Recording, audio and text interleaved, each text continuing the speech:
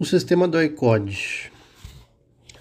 No 1º dia de julho de 1969, com a presença do governador do estado de São Paulo, Roberto Costa de Abreu Sodré, do secretário de Segurança Pública, Eli Lopes Meireles, e dos comandantes do 4º Distrito Naval e da 4ª Zona Aérea, o general José Canavarro Pereira, comandante do 2º Exército de São Paulo, lançava a Operação Bandeirantes ao Oban.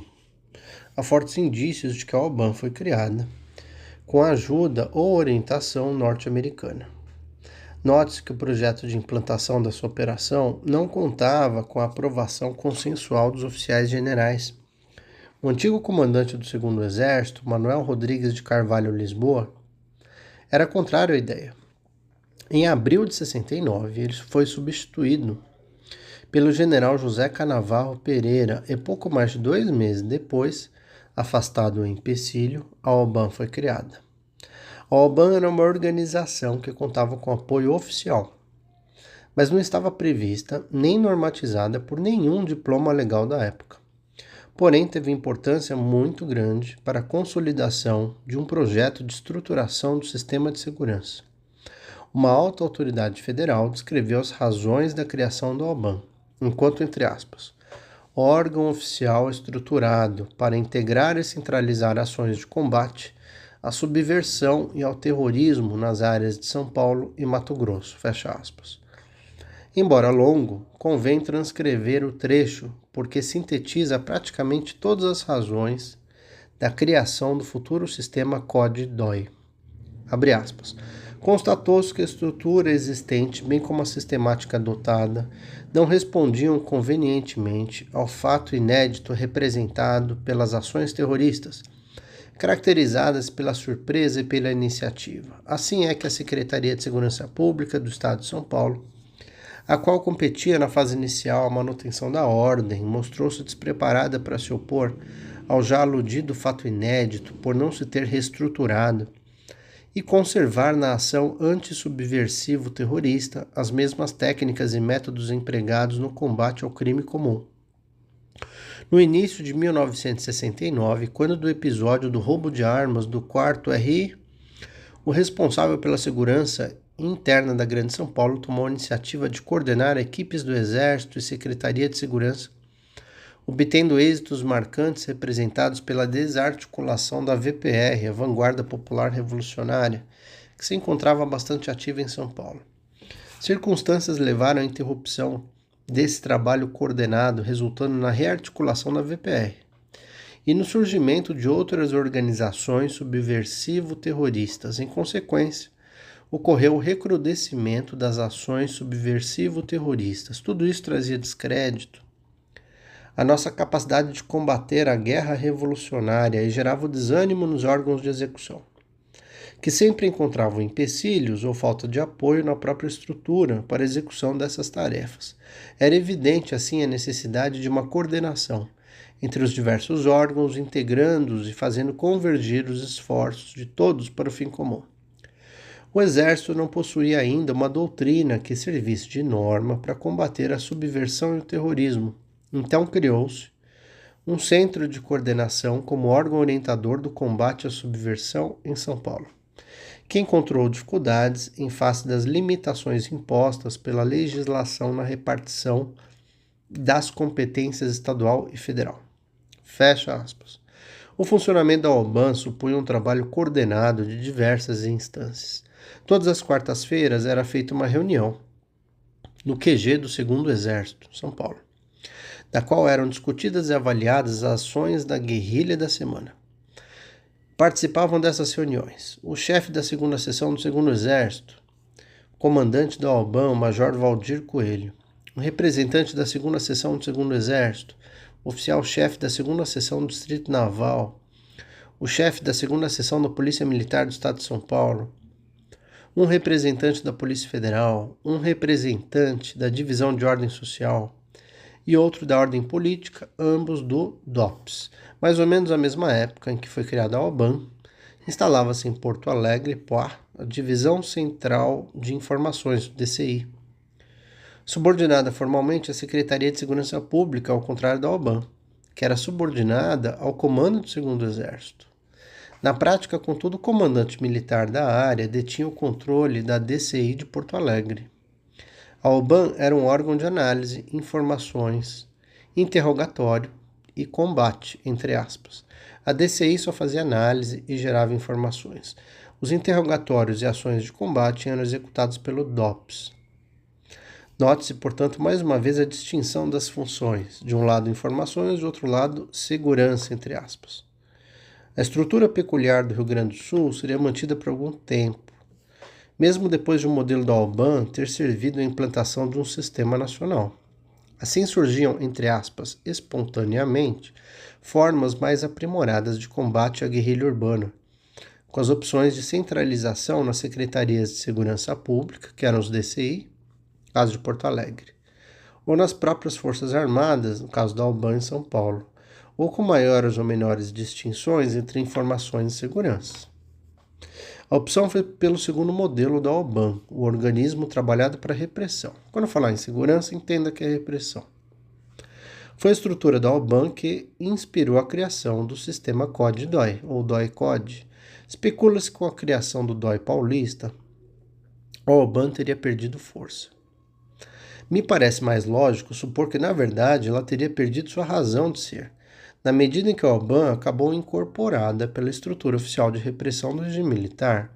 O fortalecimento do Conselho de Segurança Nacional, feito como já visto em janeiro de 68, foi uma das primeiras medidas tomadas para o estabelecimento do CICEGIM. Ao secretário-geral do Conselho foi destinada, entre aspas, coordenação das medidas para a manutenção da ordem e segurança interna do país, fecha aspas.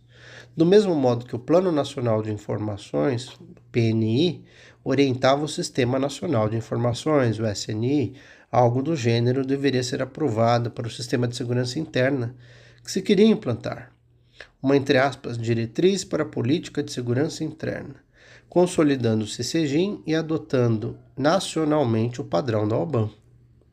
No momento mesmo em que ela era criada, foi instituída em julho de 69, ainda na presidência de Costa e Silva e durante a gestão de Jaime Portela de Mello, na Secretaria-Geral do Conselho de Segurança Nacional. O general Costa e Silva, porém, ficaria doente poucos dias depois e acabaria substituído por uma junta militar que afastou o vice-presidente civil, Pedro Aleixo, suspeito por ter sido contra o AI-5. Com a escolha de um novo presidente da República, que foi o general Emílio Garrastazu Médici, a diretriz foi reformulada. Deu lugar à Diretriz Presidencial de Segurança Interna, base do documento Planejamento de Segurança Interna, que com ela foi expedido em 29 de outubro de 1970. Esse último documento foi produzido por uma comissão instituída em março de 70, composta pelos ministros da Justiça, Alfredo Buzaide, do Exército, Orlando Geisel, irmão do Ernesto Geisel, da Marinha, Adalberto de Barros Nunes, da Aeronáutica, Márcio de Souza e Melo, além do chefe do SNI, que era o Carlos Alberto de Fontoura, do secretário-geral do Conselho de Segurança Nacional, futuro presidente João Batista de Oliveira Figueiredo. Figueiredo era o secretário-geral do Conselho de Segurança Nacional, com a atribuição de assessorar diretamente o presidente da República, que era o Médici, na elaboração de normas governamentais relativas ao planejamento e execução das ações de segurança interna. O objetivo era justamente institucionalizar a sistemática que com sucesso vem sendo adotada nesse campo, eles diziam. Vale dizer, a OBAN. Assim foi constituído o Sistema de Segurança Interna do país. Como se vê, o CICEGIM não foi instituído por diplomas legais seculares, ou seja, leis, decretos, nada disso. Ou excepcionais, como os atos institucionais, atos complementares, leis, decretos, mas por diretrizes sigilosas preparadas pelo Conselho de Segurança Nacional. O presidente era Figueiredo, e aprovadas diretamente pelo presidente da República, no caso Médici. Note-se que esse detalhe aos olhos dos dirigentes de então era uma anomalia. Todos os serviços típicos da ditadura militar foram instituídos por uma legislação ostensiva, embora, por vezes, disfarçadamente, como foi o caso da Assessoria Especial de Relações Públicas, responsável pela propaganda política criada segundo seu principal dirigente, abre aspas, envergonhadamente no desvão de um decreto que tratava de uma reformulação do gabinete militar, fecha aspas. Assim cedeu com a propaganda política, mas também com a censura e a espionagem de pessoas. Essa discrepância deve ter sido a origem da criação dos inexcedíveis decretos secretos, título que encerra fatal efeito cômico, através dos quais, a partir de 71, o regime pôde legislar apenas para si, satisfazendo o tradicional furor de legiferação de que muitas vezes é tomada a elite brasileira. Possivelmente o CCGIM foi chancelado por um desses, entre aspas, decretos secretos. Foram tomadas várias providências para a implantação do CCGIM, inclusive o encaminhamento de orientações específicas a todos os governadores estaduais e a reunião em Brasília de todos os secretários de segurança pública do país, chamada de Seminário de Segurança Interna, para as devidas instruções, conforme estabeleciam as diretrizes em cada um dos comandos militares de área. Deveriam ser criados os seguintes órgãos: um Conselho de Defesa Interna, o CONDE, um Centro de Operações de Defesa Interna, CODE, e um Destacamento de Operações de Informações, DOI, todos sob a responsabilidade do comando do Exército respectivo, nesse caso denominado Comandante da Zona de Defesa Interna, os ZDIs. O país ficou dividido em 6 ZDIs, Zonas de Defesa Interna. Podiam ser criadas ainda áreas de defesa interna, ADI, ou sub-áreas de defesa interna, o SAD, em regiões que merecessem cuidados especiais. O mapa reproduzido abaixo nessa página permite uma rápida visualização da divisão do país para a defesa interna. Vê-se que São Paulo, Mato Grosso do Sul, talvez Goiás, não, Mato Grosso do Sul, era ZDI 2. Reitere-se, portanto, que o sistema DOI-CODE não foi implantado através de um decreto-lei, mas foi implantado a partir de diretrizes secretas formuladas pelo Conselho de Segurança Nacional. Aprovadas por quem? Presidentes Costa e Silva ainda estava vivo, e o Médici, e também pela junta militar, e operacionalizadas pelos respectivos ministros militares e comandantes das forças locais. Com as adequações feitas na Justiça e a implantação dos sistemas DOI-CODE, os oficiais generais montaram o CCGIM. Uma utilização de polícia política brutal, que desaguava numa justiça corrompida pelos atos institucionais e diversas versões da Lei de Segurança Nacional. E os CONDE, Conselho de Defesa Interna, tinham por objetivo assessorar o comandante da ZDI e facilitar a coordenação das ações e cooperação por parte das autoridades civis e militares da área. Podiam ser integrados por governadores ou seus representantes, comandantes das forças navais e aéreas, comandantes subordinados, secretários de segurança, comandantes das polícias militares, governos municipais, órgãos públicos, outras autoridades, conforme se julgasse necessário o comandante da ZDI respectivo. Ao que parece, os conselhos de defesa, os CONDE, não tiveram funcionamento relevante. E os CODE, Centro de Operações de Defesa Interna, eram os órgãos de planejamento e coordenação das medidas de defesa interna, dirigidos pelo chefe do Estado-Maior do Exército da área, inspirados nas reuniões semanais da AUBAN, em São Paulo.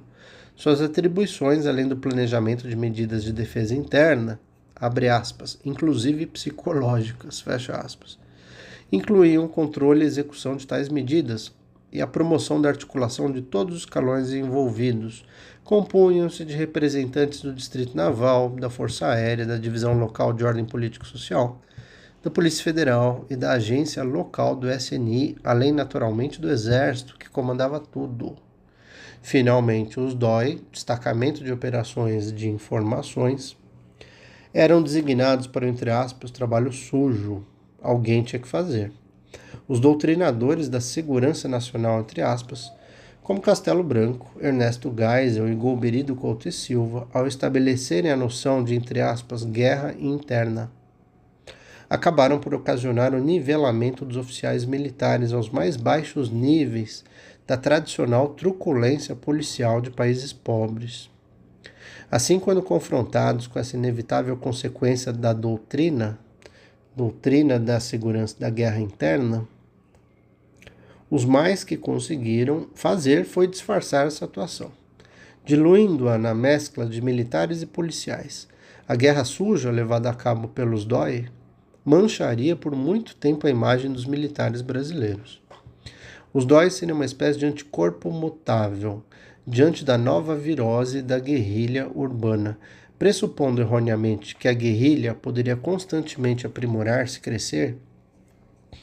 Os DOI foram concebidos como um organismo instável em sua capacidade de adaptação às adversidades, embora obstinados em sua missão de, entre aspas, combate ao terrorismo e à subversão. Os destacamentos, diferentemente das companhias, batalhões, regimentos, não possuíam nas organizações militares uma composição fixa. Assim flexíveis, os DOI podiam movimentar pessoal e material variável conforme as necessidades de cada operação, com grande mobilidade e agilidade. Normalmente eram comandados por um tenente-coronel. Note-se, portanto, que os DOI eram unidades militares comandadas, enquanto os COD eram instâncias de coordenação dirigidas. Para alguns oficiais generais, essa organização não era eficaz, na medida em que os COD contavam com uma chefia de nível mais baixo que a do comandante das EDI. Ademais, a efetiva atuação dos DOI ultrapassava muitas vezes a capacidade de coordenação dos COD. O comandante de um DOI precisava satisfazer certas características.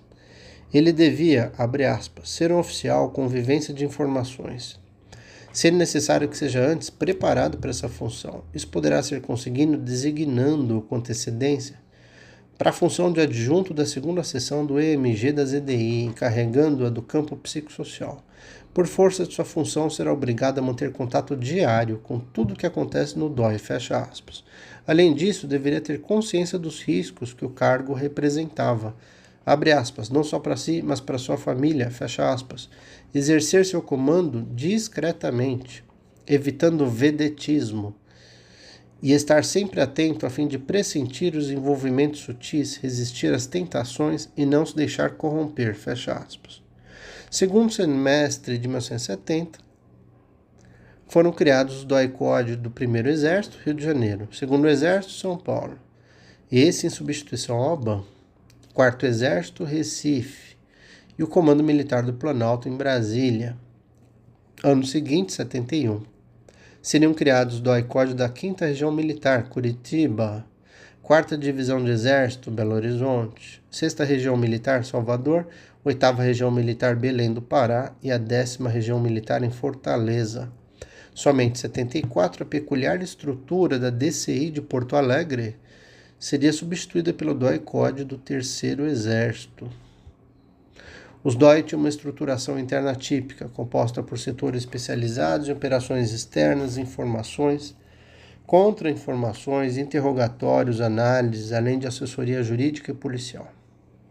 As principais equipes eram a dos captores e a dos interrogadores. O organograma reproduzido nessa página mostra a estrutura geral do DOI paulista entre 1970 e 74. Está aqui o organograma. DOI do Exército, em cima o comandante, embaixo. Seção de contra-informações, setor de operações de informações. A fonte é o livro do Ustra, Carlos Alberto Brilhante Ustra, Rompendo o Silêncio, o maior torturador da ditadura militar. O trabalho nesses destacamentos era contínuo durante todo o dia. Normalmente eram utilizados 2 regimes de trabalho. Um abrangia o expediente regular, das 8 às 18, e outro através de plantões de 24 horas por 48 de folga. Além do comando, também eram cargos privativos de oficial das Forças Armadas, chefia do setor de operações de investigações. Os integrantes da seção de investigação não deveriam ser identificados pelos prisioneiros, por isso, somente a seção de busca e apreensão deveria efetuar as prisões. Abre aspas. Entretanto, podem existir ocasiões em que os integrantes da seção de investigação sejam obrigados a efetuar as prisões, neutralizar aparelhos e apreender material subversivo agindo nos mesmos moldes da seção de busca e apreensão.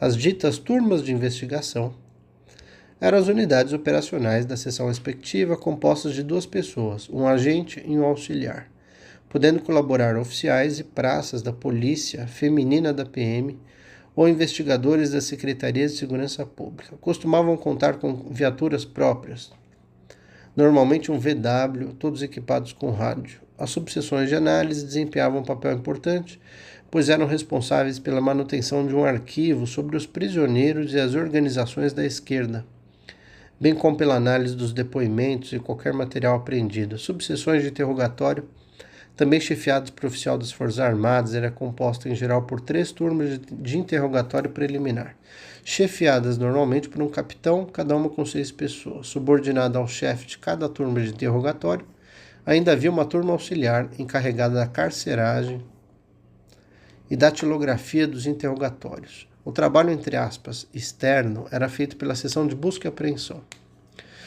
Em que consistia? Cobertura de pontos, neutralização de aparelhos, apreensão de material subversivo, coleta de dados que possibilitasse o levantamento de elementos subversivos, condução de presos para o DOPS, auditorias, hospitais. A seção em geral era dividida em 3 grupamentos, cada um composto de 4 turmas de busca e apreensão. Estas, por sua vez, contavam com 3 a 5 elementos, possuindo cada uma para o seu transporte uma C-14 ou um Opala ou ainda uma Kombi, todos equipados com rádio. Assessoria jurídica policial chefiada por um delegado de polícia, cuja missão era assessorar o comandante do DOI em assuntos de polícia judiciária, elaborar documentação formal e legal referente ao material apreendido e controlar a menagem dos presos. Menagem é prisão fora da carceragem, muito comum na justiça militar, que tenham sido liberados. O pessoal atuante em cada DOI podia variar bastante. Havia oficiais, sargentos, cabos, soldados, gente do exército, das polícias militares, delegados, investigadores de polícia civil, agentes da Polícia Federal, militares da aeronáutica, marinha. O envolvimento explícito das Forças Armadas na repressão ficava assim mais disfarçado. O DOI do 2º Exército, em setembro de 1970, só como um exemplo, contava com 112 pessoas, mas chegou a ter 250 funcionários, inclusive mulheres da Polícia Feminina e da Polícia Civil, mecânicos, datilógrafos, operadores de rádio, pessoal especializado completavam o quadro. Dessas 250, quase 80 provinham das Forças Armadas. Supondo-se uma média de 100 pessoas envolvidas no trabalho de cada um dos 10 DOI espalhados pelo país, o número de envolvidos na repressão apenas nessa instância chegaria a 1.000 agentes. Tal número, porém, deve ser maior. O próprio CCGIM afirmava que o Exército sozinho empregava 600 homens no sistema. Ademais, os diversos DOI tinham estruturação diferenciada, podendo haver variações quanto ao número de pessoas envolvidas. O pessoal do Exército e da PM recebia uma gratificação especial mensal pela atuação no DOI, correspondente a 5 diárias de alimentação.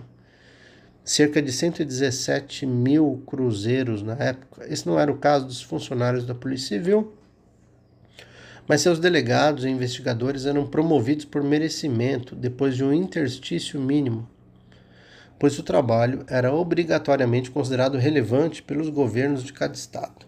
No início da atuação repressiva, a experiência dos delegados e investigadores da Polícia Civil, com técnicas de captura e interrogatório, foi transmitida aos militares, justamente o trabalho sujo. Em bom português, os policiais civis ensinaram interrogatório com tortura aos policiais militares.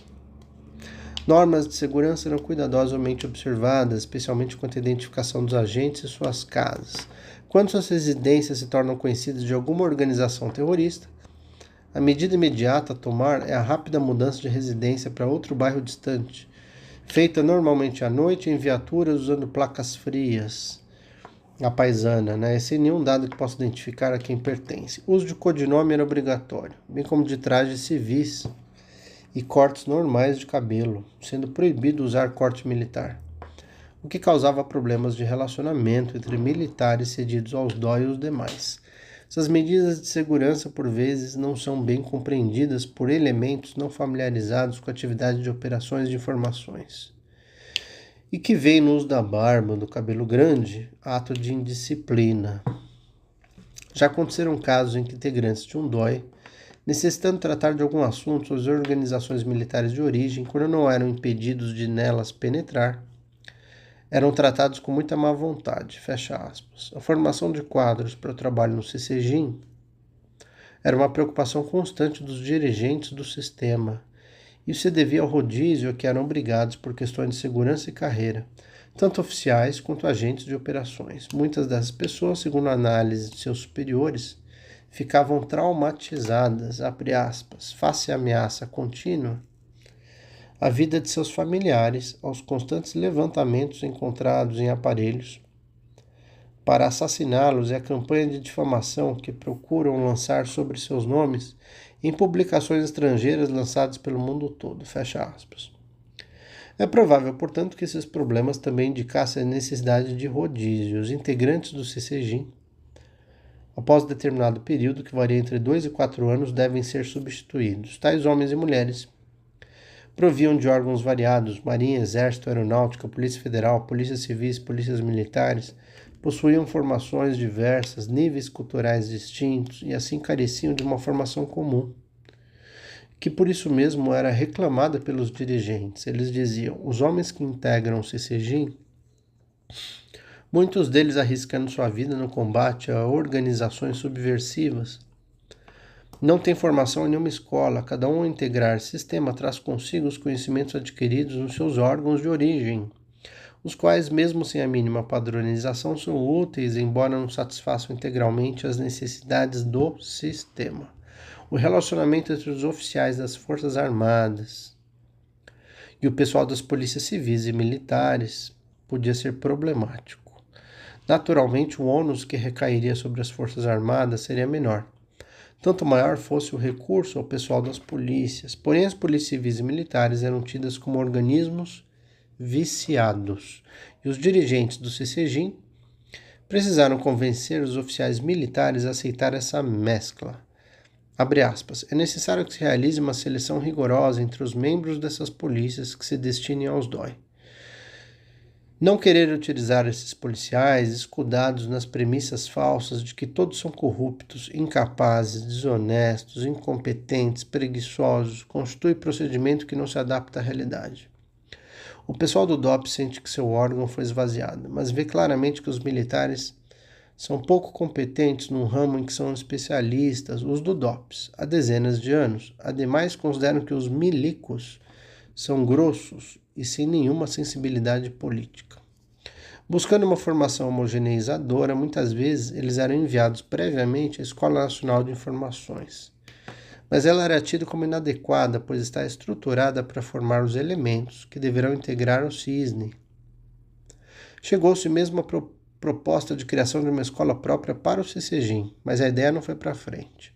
As operações desenvolvidas pelos DOI variavam bastante e passaram por transformações ao longo do tempo. A partir de sua criação, houve uma atividade repressiva centralmente voltada para a captura e interrogatório de militantes de esquerda, tendo em vista o objetivo de eliminar as diversas organizações comunistas.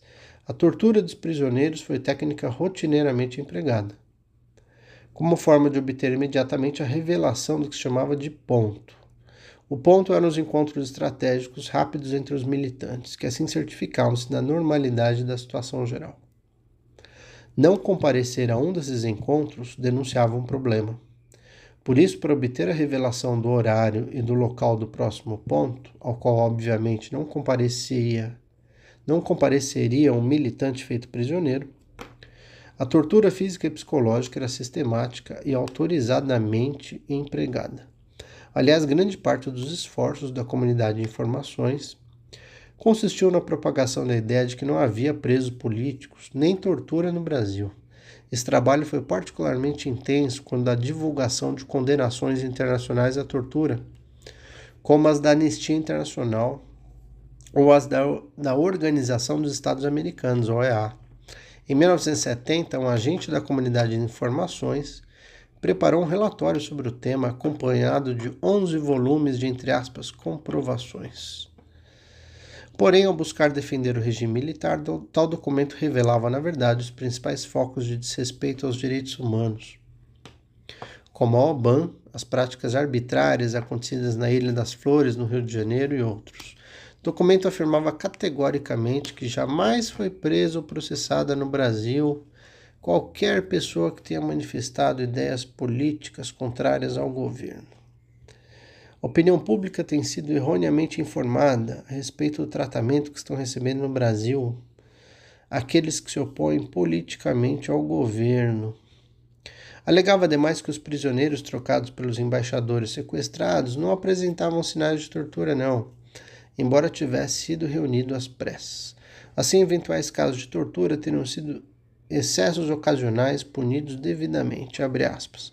Os demandos e abusos de autoridades, porventura existentes, inevitáveis em qualquer parte do mundo, em particular nos países com dimensões continentais como o Brasil, seja em face da necessidade de urgência das investigações para acompanhar a vertiginosa rapidez da escalada terrorista, a quantidade de subordinada, seja por vendetas pessoais ou influências psicológicas da situação, têm sido punidas com energia, sem alardes ou divulgações ostensivas, para evitar que se avolumem acusações indébitas forjadas por terroristas, à luz de objetivos políticos ou como represália de as autoridades que conscientemente cumprem seus deveres legais. Fecha aspas. Do mesmo modo, a comunidade de informações fazia circular relatórios circunstanciados contendo a lista de militares vítimas da luta armada, especialmente no confronto com os assaltos a bancos. Segundo dados da Comunidade de Segurança, até 31 de dezembro de 73, 105 militares morreram e 343 foram feridos. Esta paz e tranquilidade que hoje, em 1974, todos nós desfrutamos não foi conseguida sem sangue, sem sofrimentos, sem a morte de vários brasileiros que deixaram viúvas e filhos órfãos. Com o passar dos anos, o comandante da ZDI do 1º Exército, Rio de Janeiro, provavelmente cumprindo determinação geral, recomendou a substituição do que chamou de atitude repressiva indiscriminada, pelo que chamou de ação repressiva qualificada e limitada, apoiada em todas suas fases por uma ação psicológica esclarecedora da opinião pública nacional e internacional. Fecha aspas. Esse foi o caso da Operação Grande Rio, que buscou explorar o campo psicológico para fazer face ao crescimento da propaganda diversa da ação comunista no Grande Rio. A operação tinha por objetivo principal desmoralizar personalidades tidas como comunistas e buscava intimidar ou desencorajar a livre manifestação subversiva, especialmente por meio de prisões de subversivos cadastrando-os para comprometer suas atividades profissionais atuais e futuras. A imprensa e os estudantes foram as principais vítimas dessa operação. Desenvolvida durante 76, já governo Geisel, fase em que os órgãos de repressão buscavam novas vítimas que justificassem sua existência, pois a luta armada já estava derrotada. Segundo informa um documento do 1º Exército, Rio de Janeiro, ações repressivas entre 68 e 72 eram de natureza direta, necessárias para enfrentar a ação de guerrilha. Já entre os anos 70 e 74, a fragilidade da luta armada possibilitou a adoção da técnica da infiltração, ou seja, agentes do governo passavam-se por militantes das organizações comunistas, tida por muitos militares como a mais eficaz arma de combate ao que eles chamavam de subversão. A orientação do comandante do 1º Exército, chefe-maior do DOI-CORS do Rio de Janeiro, incluía, abre aspas, guerra psicológica visando intimidação dos líderes subversivos mais atuantes, por meio de panfletos, artigos, telegramas, telefonemas, material de propaganda.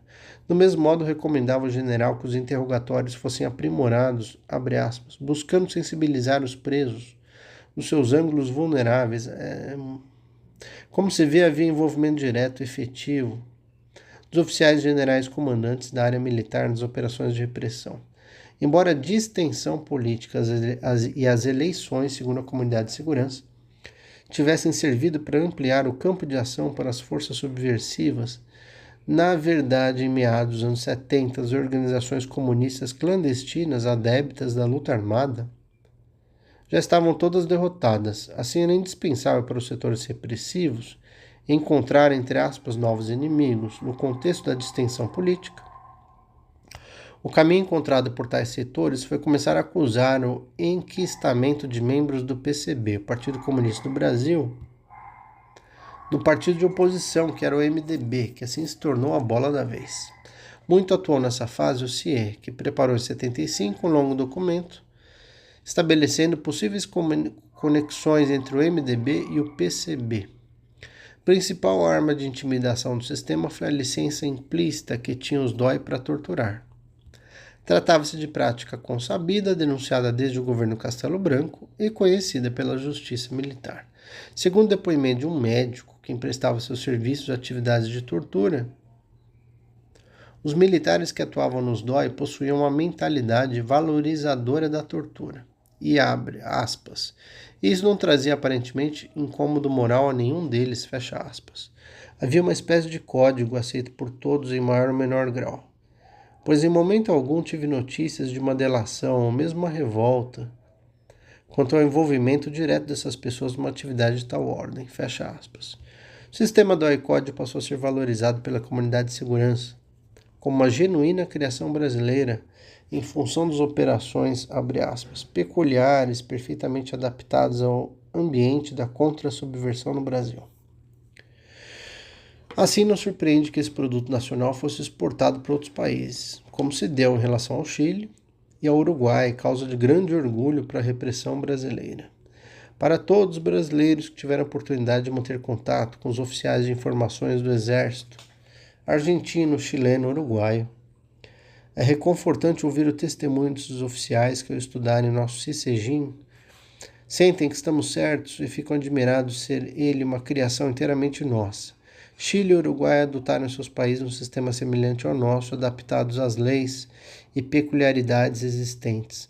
Os resultados da contra-subversão e do contra-terrorismo são evidentes nesses dois países. A Argentina continua a combater a subversão e o terrorismo.